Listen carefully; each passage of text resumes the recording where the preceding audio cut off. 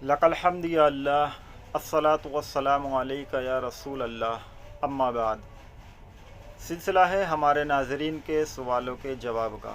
हमारे नाज़रीन हमसे सवाल करते हैं, हम उनके सवाल का जवाब देने की भरपूर कोशिश करते हैं। आइए देखते हैं एक इस्लामी भाई ने क्या सवाल किया है। हमारे भाई का सवाल है, बच्चे की पैदाइश के वक्त उसके कान में मोबाइल से आज़ान देना कैसा है? क्या बच्चे के कान में मोबाइल से आज़ान दी जा सकती है या नहीं दी जा सकती? यानी सवाल कुछ इस तरह हैं, क्या फ़रमाते हैं उलमा इकराम इस मसले में कि बच्चे की विलादत के वक्त उसके कान में मोबाइल से आज़ान दी जा सकती है या नहीं दी जा सकती? प्यारे इस्लामी भाई, आपका जवाब हाजिर है, मुलाहिज़ा फ़रमाएँ। देखिए, पहले तो हमें ये समझना ज़रूरी है कि बच्चे की पैदाइश के वक्त उसके कान में आज़ान पुकारना ये क्या है। बच्चे की पैदाइश के वक्त उसके कान में आज़ान देना ये प्यारे आका अलैहिस्सलातु वस्सलाम की सुन्नत है। यानी बच्चे के कान में आज़ान देना ये सुन्नत है, क्योंकि हदीस पाक में आता है, जब हजरत इमाम हसन और हजरत इमाम हुसैन की विलादत हुई तो हमारे आका अलैहिस्सलातु वस्सलाम ख़ुद हजरत इमाम हुसैन और हजरत इमाम हसन के कान में आज़ान देने के लिए गए।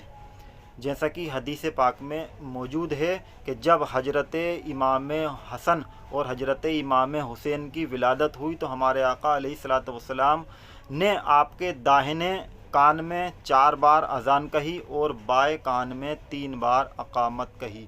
ये हदीस पाक से साबित है।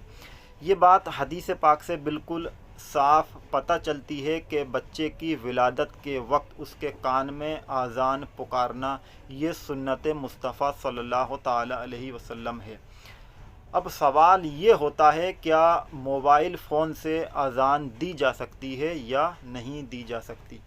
देखिए, इस हदीस से हमें ये भी पता चला कि बच्चे के कान में अज़ान देने के लिए ख़ुद हमारे आका अलैहिस्सलातु वस्सलाम चल कर गए। अब अगर कोई शख्स बच्चे के कान में मोबाइल से अज़ान देता है तो ये हमारे आका अलैहिस्सलातु वस्सलाम की सुन्नत पर अमल नहीं होगा, क्योंकि हमारे आका ख़ुद चल कर गए थे। और मोबाइल द्वारा अज़ान अगर दी जाए तो अज़ान तो हो जाएगी, लेकिन ये सुन्नत अदा नहीं होगी, क्योंकि हमारे आका अलैहिस्सलातु वस्सलाम चल कर गए थे और आपने इमाम हसन और इमाम हुसैन के कान में अज़ान दी। अब यहाँ पर एक मिसाल देकर मैं आपको ये समझाता हूँ। जिस तरह पहले ये था कि जब मुसलमान अपनी दुकानों को खोलते थे तो सबसे पहले कुरान पाक की तिलावत किया करते थे, लेकिन आज इस दौर में जब मुसलमान अपनी दुकान खोलता है तो वो मोबाइल बजाकर रख देता है, यानी मोबाइल में कुरान पाक बजाकर रख देता है। हालांकि सुनने का सवाब तो मिलता है, लेकिन जो पहले पढ़ता था तो उसका सवाब कुछ और था, यानी ज़्यादा था। अब चूँकि वो अब पढ़ नहीं रहा बल्कि सुन रहा है तो पढ़ने से वो महरूम हो गया, हालांकि सुनने का सवाब पढ़ने से कम है। तो आज ये चल रहा है कि लोग जो है मोबाइल बजा कर रख देते हैं और ख़ुद कुरान पाक नहीं पढ़ते, तो ये एक कुरान पाक से दूर होने का सबब बन गया। इसी तरीके से अगर मोबाइल फ़ोन से अज़ान की इजाज़त दे दी जाए तो एक दौर ऐसा आएगा कि लोग गफलत का शिकार बन जाएंगे और अज़ान कहने के लिए अपने अइम्मा को नहीं बुलाएंगे या ख़ुद भी नहीं कहेंगे, बल्कि वो मोबाइल बजाया और उन्होंने अज़ान मोबाइल द्वारा कह दी। इसलिए हमारे जो उलमा हैं उनकी राय यही है कि मोबाइल फ़ोन से अज़ान कहना ये दुरुस्त नहीं होगा, बल्कि बच्चे की पैदाइश के वक्त उसके कान में चलकर ख़ुद जाए और अज़ान पुकारे।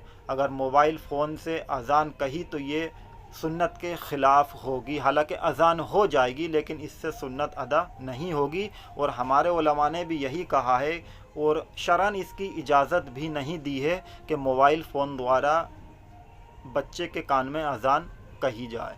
उम्मीद है कि आपकी समझ में ये मसला आ गया होगा। वल्लाहु ताला आलम बिस्सवाब।